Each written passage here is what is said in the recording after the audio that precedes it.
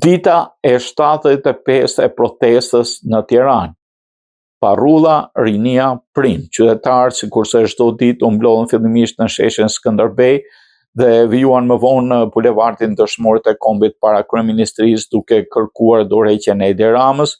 Me parrullat është koha të ikësh, aktivistja mesazh Ramës nga sheshi, politikan të ri të bëjnë ide që ti si ke dorëheqja nuk mjafton, duhet të hetohesh si një ndër politikanët më të korruptuar.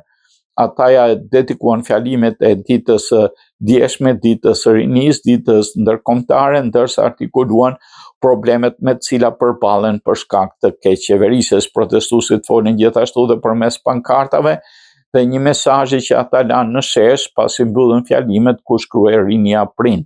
Më pas ata marshuan në rrugët e kryeqytetit duke proritur se qeveria nuk i përfaqëson, ndaj ata kërkojnë revolucion për vendin.